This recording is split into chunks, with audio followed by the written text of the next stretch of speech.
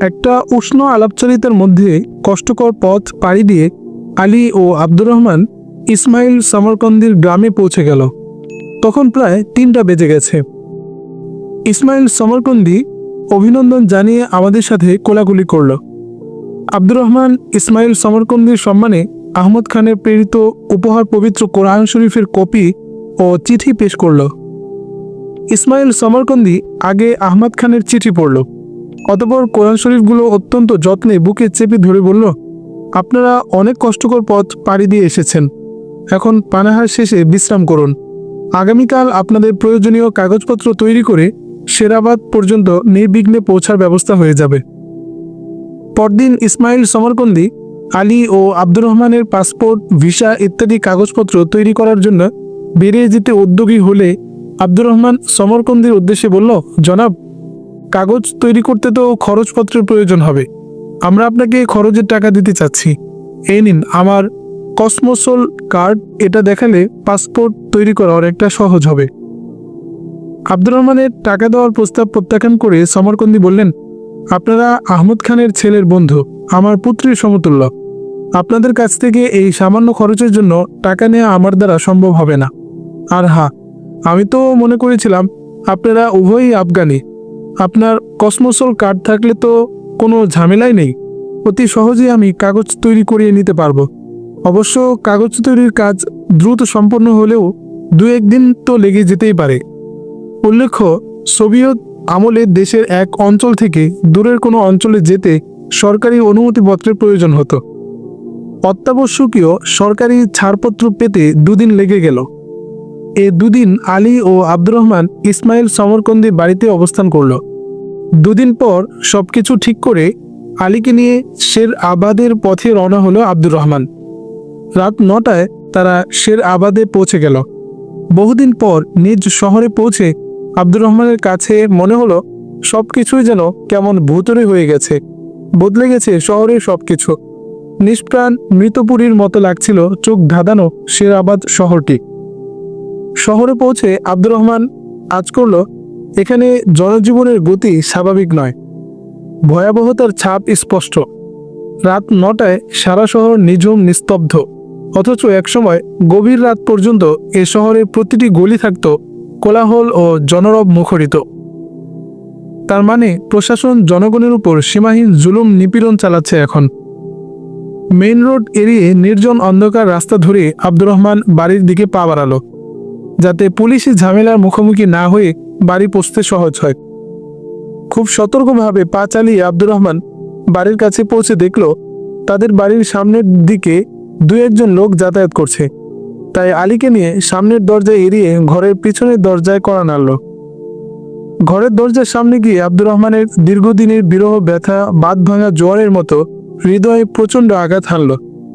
মা বাবার সাথে মিলিত হবার দুর্বার আকাঙ্ক্ষায় তার বুকে পাঁজরগুলো যেন ভেঙে যাচ্ছিল। স্নেহময়ী মায়ের আদুরে স্পর্শ থেকে দূরে থাকার কথা অনুভব করে দরদর করে 2 চোখে অশ্রু ঝরছিল, যেন এখন অজর ধারায় শুরু হয়েছে শ্রাবণের বর্ষণ। প্রথম কড়া নাড়ার পর অনেকক্ষণ অতিবাহিত হলেও কোনো সাড়া শব্দ না পেয়ে আব্দুর রহমান আবার কড়া নাড়ল। দ্বিতীয়বার কড়া নাড়লে ভিতর থেকে মহিলা কণ্ঠে ভেসে এলো, আসছি, কে? এ আওয়াজ ছিল আব্দুর রহমানের স্নেহময়ী মায়ের চিরপরিচিত আওয়াজ। তিনি দরজার কাছে এসে আবার বললেন, কে? আব্দুর রহমান দরজার কাছে মুখ নিয়ে ক্ষীণ স্বরে বলল, মা, আমি আব্দুর রহমান। আব্দুর রহমানের ডাক শুনে মায়ের হৃদয় আনন্দে ভরে গেল। তিনি দ্রুত দরজা খুলে আদুরি পুত্রকে বুকে টেনে নিলেন। সুখের আতিশয্যে মায়ের 2 চোখ থেকে আনন্দাশ্রু গড়িয়ে পড়ল। মা পুত্রের আলিঙ্গনে আলীর হৃদয়ে পটে ভেসে উঠল তার শাহাদত বরণকারী মায়ের কান্তিময় অবয়ব। আলীর মনে হলো, কালো সাদা গৌর যাই হোক, পৃথিবীর সব মায়েরাই নিজ সন্তানের প্রতি দরদের কোনো পার্থক্য নেই। মা পুত্রের আবেগময়তা স্বাভাবিক হয়ে এলে আব্দুর রহমান আলীকে পরিচয় করিয়ে দিলে আলী তাকে বিনীত সালাম জানালো। আব্দুর রহমানের মহিয়সী মা আলীকে মোবারকবাদ জানিয়ে তার প্রতি কৃতজ্ঞতা জানালেন। পরিচয়ের পর মা তাদেরকে ড্রয়িং রুমে নিয়ে বসালেন। আব্দুর রহমান মাকে জিজ্ঞেস করলো, মা, আব্বু কোথায়, দেখছে না যে? মা বললেন, এই একটু আগেই বাইরে গেছেন, এক্ষুনি এসে পড়বেন। তোমরা বসো, আমি তোমাদের জন্য খানা তৈরি করি। তোমার আব্বু এলে সবাই একসাথে বসে কথা বলবো। আব্দুর রহমানের মা আলীর উদ্দেশ্যে বললেন, বেটা, আমার আব্দুর রহমানের খাবারের পছন্দ অপছন্দ আমি জানি, তবে তুমি কি খাবে? আজ আমি আমার পুত্রদের পছন্দের খাবার রান্না করব। আলী বলল, খালাম্মা, আজ আমি আব্দুর রহমানের পছন্দের খাবারই খাবো। আগামীকাল আব্দুর রহমান আমার পছন্দের খাবার খাবে, এতে আপনার সময়ও বাঁচবে, উভয়ের পছন্দেরও খাবারও খাওয়া হবে। আলীর কথা শুনে মা রান্নাঘরের দিকে পা বাড়ালেন। আব্দুর রহমান মাকে ডেকে বলল, মা, আমাদের আসার খবর আব্বু ছাড়া আর কেউ যেন না জানে, আমরা খুব গোপনে এসেছি। দীর্ঘ সফরের ক্লান্তি, ঝুঁকিপূর্ণ যাত্রার সীমাহীন উদ্বেগ, আলী ও আব্দুর রহমানের দেহ মনে কষ্টের গভীর ছাপ সুস্পষ্ট। তারা উভয়ই ক্লান্তি দূর করার জন্য ঠান্ডা পানিতে দীর্ঘক্ষণ গোসল করল। তৃপ্তিময় গোসল সেরে জামাকাপড় বদলিয়ে উভয়ে শটান বিছানায় গা এলিয়ে দিল। বিছানায় পিঠ লাগানোর কিছুক্ষণের মধ্যেই তারা ঘুমিয়ে গেল।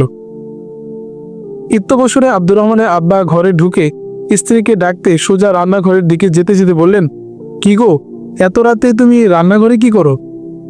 ড্রয়িং রুমের লাইট অফ করে দিয়েছিল আব্দুর রহমান, আর তার আব্বু ঘরে ঢুকেছিলেন অন্য দরজা দিয়ে। আব্দুর রহমানের মা ফাতেমা স্বামীকে বললেন, রান্না করছি, ড্রয়িং রুমে দেখো গিয়ে কে এসেছে। আব্দুর রহমানের আব্বা ধারণাই করতে পারছিলেন না যে আব্দুর রহমান আসতে পারে। তিনি দ্রুত পদে ড্রয়িং রুমে ঢুকে লাইট অন করলেন। আব্দুর রহমানকে ঘুমন্ত দেখে তিনি যেই তার মাথা ধরে নিজের কোলে উঠাতে চাইলেন, তখন আলী ও আব্দুর রহমান উভয়ের ঘুম ভেঙে গেল। আব্দুর রহমান উঠে তার আব্বাকে জড়িয়ে ধরল। বাবা পুত্রকে জড়িয়ে ধরে অনেকক্ষণ পর্যন্ত আদর করলেন আর অবচেতন মনে বলে গেলেন আবেগ আপ্লুত কত কথা। আব্দুর রহমান যখন বলল, ইনি কমান্ডার আলী, আমার পরম বন্ধু। আব্দুর রহমানের আব্বা আলীকেও এক হাতে বুকে চেপে বললেন, বেটা, তোমার চিঠি আসা বন্ধ হয়ে যাওয়ার পর আমরা তো ভেবেছিলাম তুমি হয়তো যুদ্ধে নিহত হয়েছ। আমি তোমার কমান্ডারের সাথে টেলিফোন করে জানতে পারলাম যে তোমার কোনো খোঁজ নেই। একটি অপারেশন গ্রুপ থেকে তুমি হারিয়ে গেছো। রুশ সরকারের ধারণা তোমাকে মুজাহিদরা গ্রেফতার করে নিয়ে গেছে। এরপর আমরা তোমাকে ফিরে পাওয়ার আশা হারিয়ে ফেলি। একমাত্র তোমার আত্মার শান্তির জন্য দোয়া করা ছাড়া আমাদের সান্ত্বনার কোনো পথ ছিল না। তোমার হারিয়ে যাওয়ার সংবাদ আমি তোমার মাকে কখনো জানতে দেইনি, কিন্তু তোমার চিঠি আসা বন্ধ হতেই সে তোমার জন্য কাঁদতে শুরু করে। গত নভেম্বরে তোমার জন্মদিনে তো এমন কান্নাকাটি শুরু করলো যে তাকে শান্ত করতে গিয়ে আমিও কান্নায় ভেঙে পড়েছিলাম। পিতা পুত্রের কথোপকথনের ফাঁকে আব্দুর রহমানের মা খাবার নিয়ে এলেন। আব্দুর রহমান বলল, আব্বু, সেদিন রাতে আমি আপনাদের স্বপ্নে দেখলাম। তখন থেকে বাড়িতে আসার জন্য আমার মন পাগল হয়ে উঠল। কিছুতেই নিজেকে সামাল দিতে পারছিলাম না। আপনাকে তো আমি বলে গিয়েছিলাম সুযোগ পেলে আমি মুজাহিদ বাহিনীতে যোগ দিব। এতে আপনাদের এত পেরেশান হওয়ার কি ছিল? আফগানিস্তানে যদি কোনো মুজাহিদ শহীদ হয়, তার বাপ মা ভাই বোন শহীদকে নিয়ে গর্ববোধ করে। জেহাদে আত্মদানের জন্য আমি কোনো আফগানকে এতটুকু কুণ্ঠিত হতে বা দুঃখবোধ বা কাঁদতে দেখিনি। আমার শাহাদাতের জন্য আপনারা দুঃখ পেলে আমার খুব কষ্ট হতো।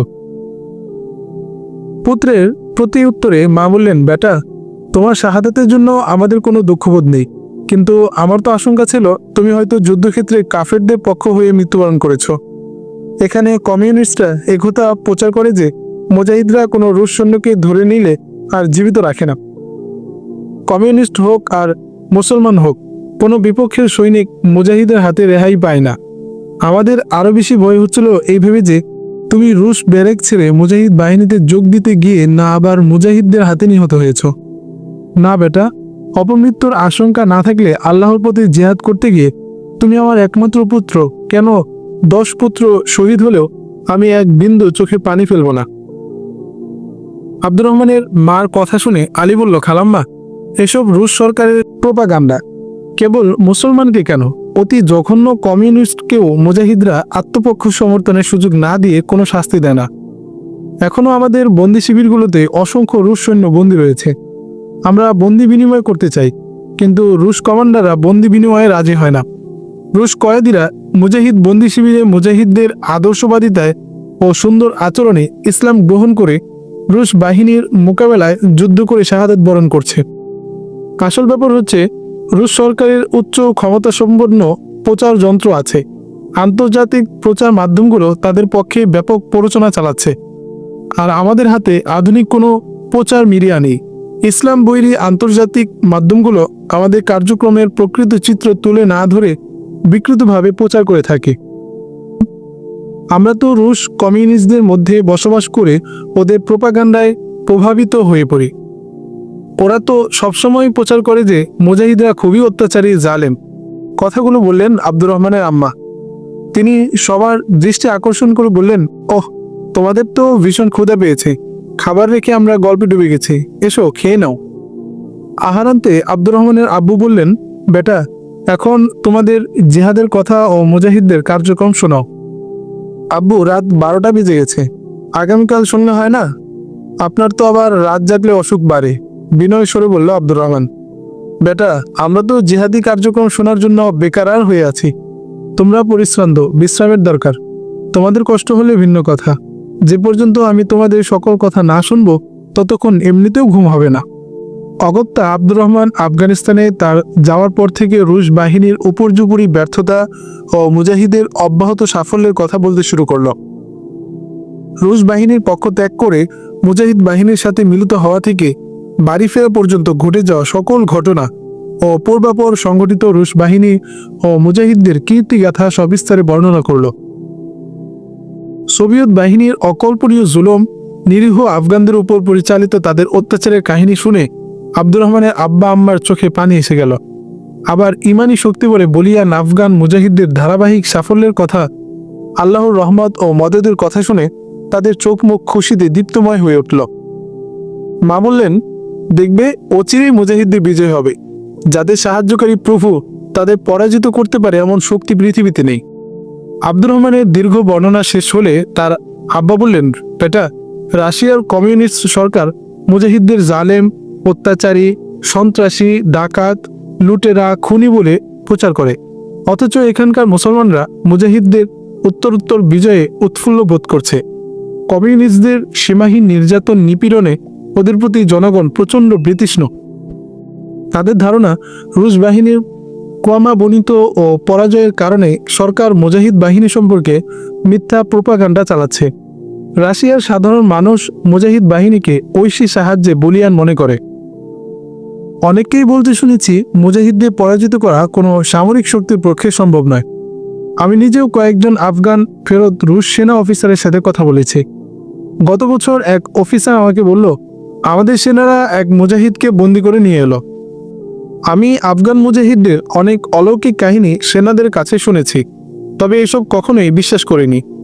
মুজাহিদকে বন্দি অবস্থায় পেয়ে আমার মনে ওদের ঐশ্বরিক শক্তি পরীক্ষা করার কৌতূহল জাগল।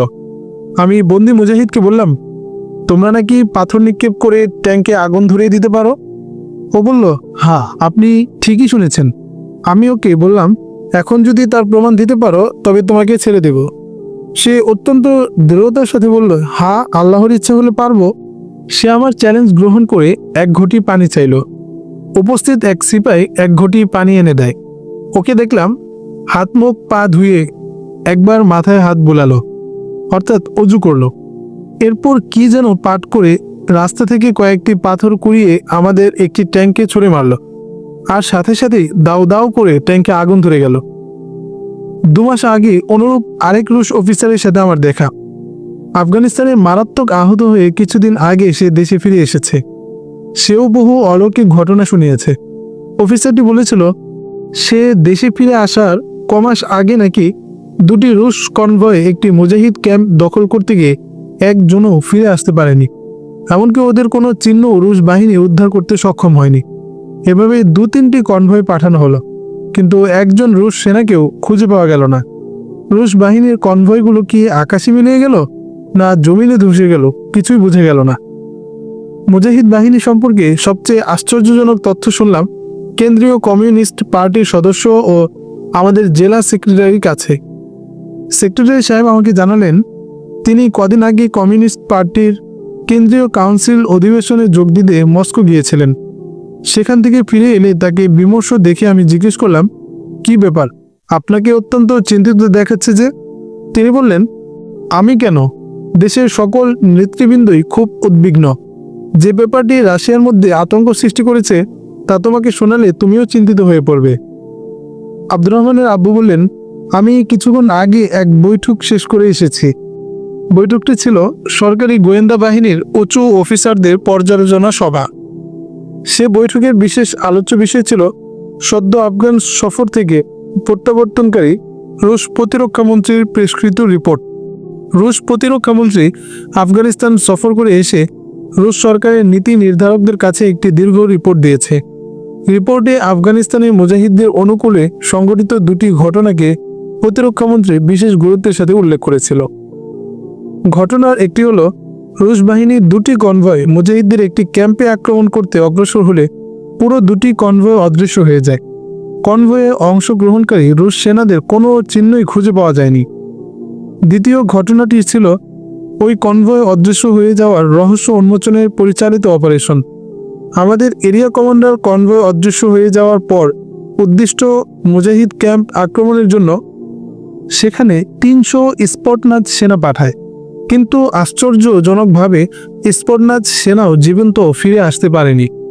অথচ স্পটনাজ সম্পর্কে প্রতিরক্ষামন্ত্রীর বিশ্বাস যে স্পটনাজ পৃথিবীর যে কোনো দুর্ধর্ষ বাহিনীকেও পরাস্ত করতে সক্ষম। প্রতিটি স্পটনাজ সৈন্য 100 জন উঁচুমানের প্রশিক্ষিত 36 সেনাকে অবলীলায় হত্যা করার মতো ক্ষমতা রাখে। রুশ সুপ্রিম কাউন্সিল প্রতিরক্ষামন্ত্রীর রিপোর্ট শুনে যখন জানতে পারল 300 স্পটনাজ সেনা ও এক মুজাহিদ বাহিনীকে পরাস্ত করতে পারেনি, তখন অনেকের চেহারা পণ্ডুবর্ণ ধারণ করল। সবার চেহারায় ধরা পড়ে অজানা শঙ্কাবোধ। এক কাউন্সিলর তো শঙ্কাবোধ চেপে রাখতে না পেরে বৈঠকেই বলে ফেলল, তাহলে তো দেখা যায় মুজাহিদদের হাতে আমরাও নিরাপদ নই। ওরা যদি দুর্ধর্ষ স্পটনাজ সেনাদের নিশ্চিহ্ন করে দিতে পারে, তবে তো রাশিয়ায় এসে আমাদেরকেও মৃত্যুর দুয়ারে পৌঁছে দিতে পারে। কি বলেন, ভয়াবহ খবর নয় কি এটা? আব্দুর রহমানের আব্বু কথা শেষ করলে আলী স্মিত হেসে বললেন, চাচা যান, কনভয় দুটো গায়েব করে দেওয়া এবং স্পটনাজ সেনাদের ধ্বংস করে দেওয়ার এ বিস্ময়কর কৃতিত্বের অধিকারী আপনার ছেলে আব্দুর রহমান। না আব্বু, এসবই আলীর কমান্ডারিং ও বিচক্ষণতার ফল, আব্দুর রহমান বলল। আব্দুর রহমানের আব্বু বললেন, এটা তো আমার জন্য চরম গর্বের বিষয়। কৃতিত্ব জারি হোক, তোমরা উভয়ই আল্লাহর পথের সৈনিক ও আমার পুত্র।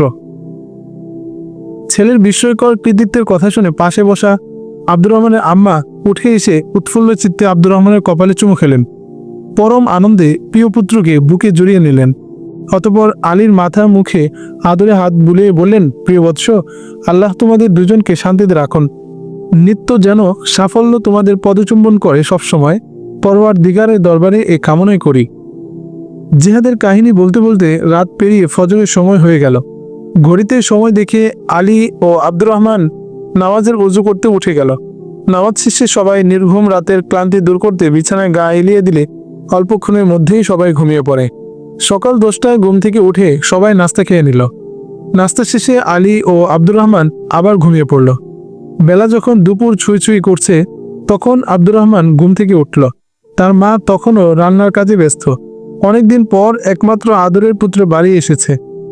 মায়ের মায়াবী মনের কোণে পুত্রের প্রিয় খাবারের যত সব নাম তার মনে পড়ছে, সব একসাথে রান্না করতে ইচ্ছে করছে। কোনটা বাদ দিয়ে কোনটা রাঁধবেন গোল পাকিয়ে যাচ্ছে। এমন সময় পেছন থেকে আব্দুর রহমান এ ঘর ও ঘর খুঁজে রান্নাঘরে গিয়ে হাজির। মায়ের কাছে গিয়ে এ কথা ও কথা বলার পর আনমনে এক ফাঁকে মাকে জিজ্ঞেস করলো, মা, জুবাইদার কি কোনো খবর আছে? সে কোথায়? আব্দুর রহমান যে জুবাইদার কথা জিজ্ঞেস করার জন্যই আরো কিছু অনাবশ্যক কথার অবতারণা করেছে, মায়ের খেয়াল সেদিকটা এড়িয়ে গেল না।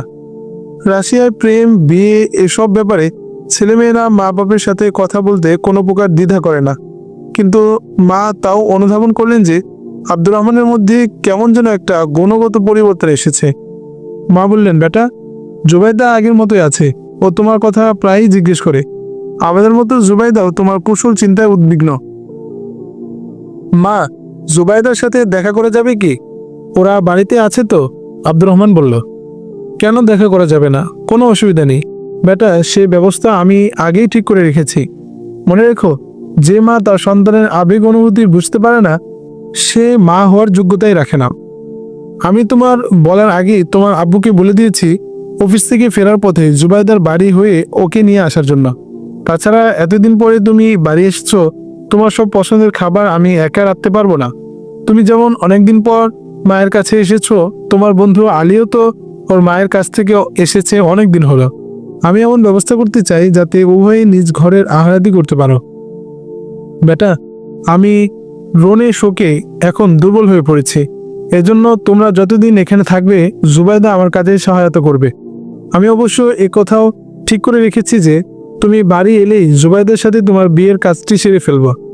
বিয়ের পর ওকে তুমি সাথে নিয়ে যাবে, এটাও আমার সিদ্ধান্ত। বেচারি তোমাকে ছাড়া একাকী এখানে কষ্টে ছটফট করবে। মা হয়ে আমি তা সহ্য করতে পারবো না। মায়ের কথা শুনে খুশিতে আবেগ আপ্লুত হয়ে মাকে জড়িয়ে ধরে আব্দুর রহমান মায়ের কপালে চুমু খেল। পরক্ষণে নিজেকে সামলে নিয়ে আব্দুর রহমান মাকে উদ্দেশ্য করে বলল, মা, তুমি যা চিন্তা করেছো ভালো, কিন্তু বিয়ের ব্যাপারে একটু ভাবতে হবে। কথা শেষ করে আব্দুর রহমান আলীর কাছে চলে গেল। অফিস ছুটির পর আব্দুর রহমানের আব্বা সোজা জুবাইদার বাড়ি এলেন।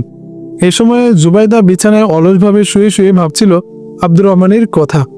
কিছুদিন যাবৎ যত সব উল্টোপাল্টো খবর আসছে আফগানিস্তান সম্পর্কে, আব্দুর রহমান ভাই কোথায় আছে, কি করছে, কোনো খবর নেই। অনেকদিন যাবৎ মানুষটা একটা চিঠি পর্যন্ত লিখে না।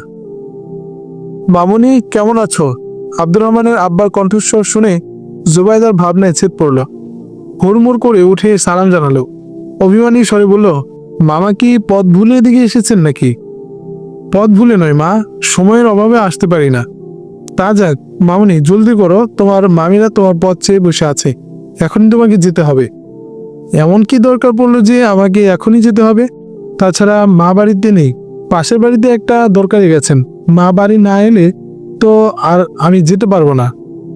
তা সে আসুক, এর মধ্যে তুমি কাপড় চোপড় গুছিয়ে নাও। বেশ কিছুদিন থাকতে হতে পারে, দরকারি সব জিনিস ব্যাগে ভরে নাও। আর হ্যাঁ, তোমার মামিরা বলতে নিষেধ করেছে, এজন্য বলছি না, নিজেই তোমাকে বিষয়টা জানাতে চায়। তোমার একটা বড় খুশির খবর আছে মা। মামার কথায় জুবাইদা মুচকে হেসে প্রয়োজনীয় সামগ্রী গোছাতে লেগে গেল। ইত্যবসরে জুবাইদার মাও এসে গেলেন। ভাইকে কুশল জিজ্ঞেস করে ব্যাগে কাপড়পত্র গোছাতে দেখে জুবাইদাকে জিজ্ঞেস করলেন, কি বেটা, এসব কি হচ্ছে? জুবাইদা মায়ের উদ্দেশ্যে বলল, আমি জানি না আম্মু, মামাকে জিজ্ঞেস করুন। আব্দুর রহমানের আব্বা জুবাইদার আম্মা রুকসানাকে বলল, জুবাইদাকে কয়েকদিনের জন্য আমি নিয়ে যাচ্ছি, কদিন আমার বাড়িতে থাকবে। তুমি কি বলো ভাইজান? আপনি নিয়ে যাবেন, এতে আবার আমার কি বলার আছে? যতদিন ইচ্ছা আপনার ওখানে রাখুন। ও তো বরং ভাবির কাছে গেলে বেশি ভালো থাকে। কথা বলার এক পর্যায়ে জুবাইদার আম্মা রুকসানা বললেন, ভাইজান, আব্দুর রহমানের কি কোনো খবর আছে? অনেকদিন যাবৎ কোনো খবর পাচ্ছি না। আব্দুর রহমানের আব্বা বললেন, হ্যাঁ খবর আছে, কিছুদিনের মধ্যে বিস্তারিত খবর পাওয়া যাবে। জুবাইদার পিতা ছিলেন একজন কট্টর কমিউনিস্ট। এজন্য রুকসানা নিজের বোন হলেও তার উপর এতটা আস্থা রাখতে পারছিলেন না আব্দুর রহমানের আব্বা। তাছাড়া জুবাইদা ছাড়া আব্দুর রহমানের আগমনের খবর বেশি মানুষের জানুক, এ ব্যাপারটি যথাসম্ভব সযত্নে এড়িয়ে যাচ্ছিলেন তিনি। জুবাইদা যখন আব্দুর রহমানের বাড়ি পৌঁছল, তখন আব্দুর রহমানের আম্মা উঠানে কাজ করছিলেন। তাকে সালাম দিয়ে জুবাইদা ঈষৎ মায়াবী স্বরে বলল, মামিমা, বলুন তো এমন কি সুখবর দেওয়ার জন্য আমাকে এত তাড়াতাড়ি ডেকে পাঠিয়েছেন? আব্দুর রহমানের আম্মা বললেন, মামুনি, তুমিই বলো তো দেখি, এ বাড়িতে তোমার সবচেয়ে খুশির খবর কি হতে পারে? এটা অবশ্য আপনি খুব ভালোই জানেন, কিন্তু মুখের কথা অসম্পূর্ণ রয়ে গেল। জুবাইদার দু চোখ পানিতে ভরে গেল, সে আবেগ আপ্লুত হয়ে পড়ল। আব্দুর রহমানের আম্মা তাকে ধরে ঘরে এনে বসালেন এবং বললেন, মামুনি, তুমি এখানে একটু বসো, আমি এক্ষুনি তোমার খবর নিয়ে আসছি। আব্দুর রহমানের ঘরে গিয়ে মা তাকে ডেকে বললেন, বেটা, জুবাইদা আমার ঘরে বসে আছে, তুমি ওর সাথে কথা বলো। আব্দুর রহমান চকিতে আরেকে বলল, দোস্ত, আমি আসছি। আব্দুর রহমান যখন জুবাইদার কাছে গিয়ে দাঁড়ালো, জুবাইদা তাকে দেখে বিস্ময়ে বিভূত হয়ে উঠল। আপনি? আমি কোনো স্বপ্ন দেখছি না তো? না না, স্বপ্ন নয়, বাস্তবেই দেখছো। আমি তোমার আব্দুর রহমান, তোমার পাশে জীবন্ত দাঁড়ানো। অনেকদিন পর জমাট বাঁধা বিরহ যন্ত্রণা মুহূর্তের মধ্যে আনন্দের বন্যায় যেন ভেসে যেতে লাগলো। সুখের আতিশয্যে জুবাইদার দু চোখ উপচে উঠল আনন্দ স্রোতে। বাঁধ ভাঙা জোয়ারের পানির মতো সমস্ত দুঃখ অনুতাপ ভাসিয়ে নিয়ে যেতে জুবাইদার হৃদয়ে শুরু হলো মহাপ্লাবন। কণ্ঠ বাক্রুদ্ধ হয়ে এলো। কি দিয়ে অভিবাদন জানাবে ভাষা না পেয়ে হু হু করে কাঁদতে শুরু করলো। জুবাইদার কান্নায় আব্দুর রহমানেরও দু চোখ ভিজে এলো। কিছুক্ষণ এভাবে কেটে যাওয়ার পর নিজেকে সামলে নিয়ে জুবাইদা বলল, আপনি বাড়ি আসার আগে আমাকে খবর দিলেন না কেন? এভাবে আমাকে এখানে আনলেন যেন আমি কোনো ব্যারেক পালানো অপরাধী সৈনিকের সাথে গোপনে দেখা করতে এসেছি। তুমি ঠিকই বলেছ জুবাইদা, আমি সত্যিকার অর্থে একজন ব্যারেক পালানো সৈনিক। রুশ পক্ষ ত্যাগ করে আমি মুজাহিদ বাহিনীতে যোগ দিয়েছি, আব্দুর রহমান বলল। এটা তো আমার জন্য আরো খুশির খবর। আপনি জানেন না, এখানে মুজাহিদদের প্রতি জনগণের ব্যাপক সমর্থন রয়েছে। আমার তো ইচ্ছে করে আফগানিস্তান গিয়ে মুসলমান ভাইদের সাথে জিহাদে অংশগ্রহণ করতে, তাদের সেবা করতে। চমৎকার, খুব সুন্দর চিন্তা ভাবনা করেছো তুমি জুবাইদা। আল্লাহ তোমাকে জিহাদে শরীক হওয়ার তৌফিক দান করুন। এই মানসিকতার জন্য তোমাকে একটা উপস্থিত প্রতিদান দিতে ইচ্ছে করছে। মুচকি হেসে কথাটি বলল আব্দুর রহমান। জুবাইদা ভাবছিল হয়তো আব্দুর রহমান তার এই কথায় ঠাট্টা করছে। জুবাইদা বলল, আপনার মুখে তো ইসলামের কথা খুবই শুনি, কিন্তু আমি একটু বললেই এ নিয়ে ঠাট্টা করেন বুঝি? না জুবাইদা, আমি মোটেও ঠাট্টা করছি না। সত্যিই আফগানিস্তান সম্পর্কে তোমার উপলব্ধি আমাকে খুবই উজ্জীবিত করেছে। আচ্ছা, তাই যদি হয় তবে আমি আপনার মুখে আফগানিস্তান ও মুজাহিদদের পরিস্থিতি সবিস্তারে শুনতে চাই, প্রস্তাব করল জুবাইদা। আব্দুর রহমান জুবাইদাকে সংক্ষেপে আফগানিস্তানের পরিস্থিতির কথা জানালো। জুবাইদা আফগান পরিস্থিতি জানার পাশাপাশি যখন জানতে পারল একজন আফগান মুজাহিদ কমান্ডার আব্দুর রহমানের বন্ধু এবং সে তার সাথে এখানেও এসেছে, তখন মুজাহিদ কমান্ডারকে দেখা ও তার সাথে কথা বলার জন্য বায়না ধরল জুবাইদা। আব্দুর রহমান জুবাইদাকে জানালো আফগানিস্তানের সমাজে ইসলামের ধর্মীয় অনুশাসন কঠোরভাবে মেনে চলা হয়। ওখানে কোনো মহিলা অপরিচিত পরপুরুষের সাথে দেখা করতে পারে না। আমি এক আফগান মেয়েকে বোন বানিয়েছে, তারপরও সে আমার সাথে মুখোমুখি হয়ে কথা বলে না, কঠোরভাবে পর্দা মেনে চলে। আমি কি নগ্ন নাকি? রাশিয়ার কোনো মেয়েকে আমার চেয়ে বেশি পর্দাশীল পাবেন না। নারীত্ব ঢেকে রাখার জন্য বান্ধবীরা আমাকে নিয়ে ঠাট্টা বিদ্রুপ করে পর্যন্ত, কিন্তু তবু আমি ওদের মতো মিনি স্কার্ট কখনো পরি না। আব্দুর রহমান বলল, রাশিয়ার মুসলমান সমাজ ইসলামী বিধান মেনে চলে না, তদুপরি আছে সরকারি নিষেধাজ্ঞা। আর আফগানিস্তান এর সম্পূর্ণ বিপরীত। ওখানে পারিবারিকভাবে ছেলেমেয়েরা ইসলামিক পরিবেশে বেড়ে ওঠে, ঘরোয়া পরিবেশে শিখতে পারে শরীয়তের অনেক কিছু। যাক, তুমি গিয়ে একটা চাদর জড়িয়ে নাও, মাথা মুখ ঢেকে নাও, আমি আলীকে নিয়ে আসছি। জুবাইদা আব্দুর রহমানের আম্মার চাদর দিয়ে সারা শরীর ঢেকে নিল। জুবাইদা রাশিয়ার এমন এক সমাজের মেয়ে যেখানে অশ্লীলতা, নগ্নতাকে মনে করা হয় প্রগতির প্রতীক, যে সমাজে নারী পুরুষ অবাধ মেলামেশা, অবাধ যৌনাচার প্রশংসনীয়, নাচ গান মদ হলো স্বাভাবিক সামাজিক ব্যাপার। কুরআনুল কারীম যে দেশে সম্পূর্ণ নিষিদ্ধ ইসলামী আচার অনুষ্ঠান ও রীতিনীতি। তথাপি জুবাইদা চরম বই পরিবেশেও নিজেকে যথেষ্ট শালীনতার সাথে টিকিয়ে রেখেছে। শুধু যে জুবাইদা একা ইসলামের প্রতি আকৃষ্ট তা নয়, আরও অসংখ্য এমন জুবাইদা রাশিয়ার ঘরে ঘরে রয়েছে যারা ইসলামের পবিত্র ছোঁয়ায় নিজেকে উদ্ভাসিত করতে উদ্গ্রীব। কিন্তু কে দিবে তাদের ইসলামী শিক্ষা, ইসলামের দাওয়াত? রাশিয়া এমন এক শাসন ব্যবস্থার অক্টোপাসে আবদ্ধ যেখানে সব মসজিদ বন্ধ করে দেওয়া হয়েছে, নিশ্চিহ্ন করে দেওয়া হয়েছে ইসলামী প্রতিষ্ঠানসমূহ। মদ, জুয়া, অশ্লীলতা ও নগ্নতার প্রতি মানুষকে উৎসাহিত করা হয়। মুসলমান পর্দাশীল মহিলাদেরকে বাড়ি বাড়ি প্রবেশ করে জোর করে তাদের দেহ থেকে শালীন পোশাক ছিঁড়ে ফেলা হয়। মুসলমানকে ইসলামী আকীদায় বিশ্বাস ও শরীয়ী নির্দেশ পালনের অপরাধে পুড়িয়ে হত্যা করা হয়। যে সমাজে পর্দা করা রাষ্ট্রীয় আইনে ক্ষমার অযোগ্য অপরাধ, সেখানে জুবাইদার মতো ভদ্র শালীন মেয়ের অস্তিত্ব শুধু বিরলই নয়, বিস্ময়কর বটে। আব্দুর রহমান আলীকে বলল, বন্ধু আলী, জুবাইদা তোমার কাছ থেকে আফগানিস্তান সম্পর্কে মুজাহিদদের কাহিনী জানতে উদ্গ্রীব। তুমি জুবাইদার সাথে কথা বলো। আলী ও আব্দুর রহমানকে কক্ষে প্রবেশ করতে দেখে আলীর সালাম দেওয়ার আগে জুবাইদা আসসালামু আলাইকুম বলে আলীকে সম্বোধন করে বলল, কেমন আছেন ভাই আলী? সালামের জবাব দিয়ে আলী ও জুবাইদার কৌশল জিজ্ঞেস করে সংক্ষেপে আফগানিস্তানের সার্বিক পরিস্থিতির বিবরণ শোনালো। এ সময় আব্দুর রহমানের আব্বা আম্মাও এসে আলীর কথা শোনার জন্য হাজির হলেন।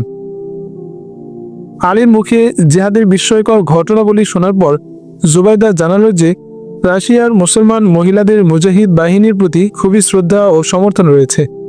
মুজাহিদদের বীরত্ব, বিস্ময়কর সাফল্যে তারা অভিভূত ও রুশ বাহিনীর অত্যাচার অত্যন্ত মর্মাহত।